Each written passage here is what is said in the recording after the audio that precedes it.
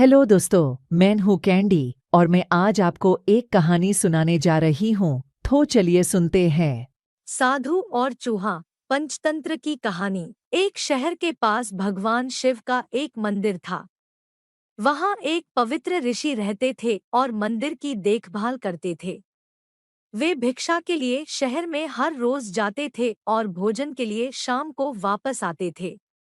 वे अपनी आवश्यकता से अधिक एकत्र कर लेते थे और बाकी का बर्तन में डालकर गरीब मजदूरों में बांट देते थे, जो बदले में मंदिर की सफाई करते थे और उसे सजावट का काम किया करते थे।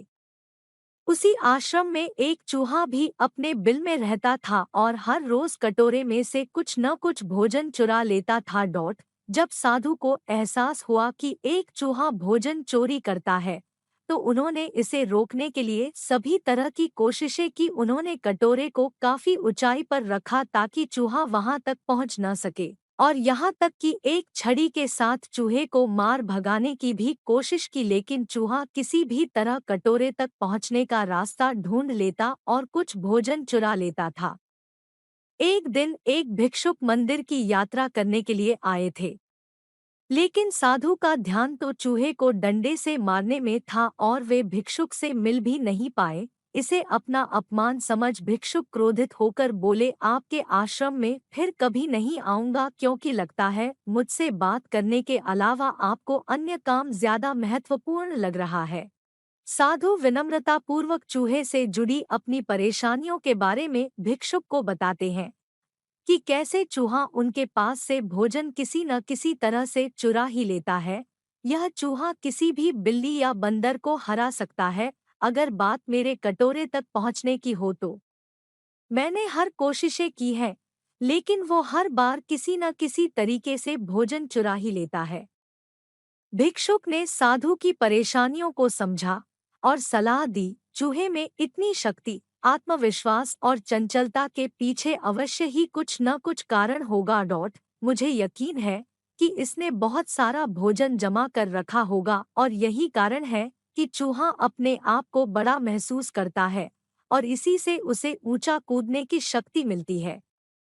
चूहा जानता है कि उसके पास कुछ खोने के लिए नहीं है, इसलिए वो डरता नहीं है। इस प्रकार साधु और भिक्षुक निष्कर्ष निकालते हैं कि अगर वे चूहे के बिल तक पहुंचने में सफल होते हैं, तो वे चूहे के भोजन के भंडार तक पहुंचने में सक्षम हो जाएंगे। उन्होंने फैसला किया कि अगली सुबह वो चूहे का पीछा करेंगे और उसके बिल तक पहुंच जाएंगे। अगली सुबह वो चूहे का पीछा करते हैं और उसके बिल के प्रवेश द्वार तक पहुंच जाते हैं। जब वो खुदाई शुरू करते हैं, तो देखते हैं कि चूहे ने अनाज का एक विशाल भंडार बना रखा है। फौरन ही साधु ने सारा चुराया गया भोजन एकत्र करके मंदिर में लिवा ले जाते हैं।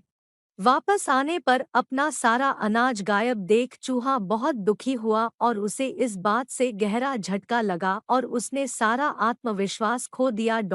अब चूहे के पास भोजन का भंडार नहीं था, फिर भी उसने फैसला किया कि वो फिर से रात को कटोरे से भोजन चुराएगा। लेकिन जब उसने कटोरे तक पहुंचने की कोशिश की, तब वह धड़ाम से नीच गिर गया और उसे यह एहसास हुआ कि अब न तो उसके पर शक्ति है और न ही आत्मविश्वास। उसी समय साधु ने भी छड़ी से उस पर हमला किया।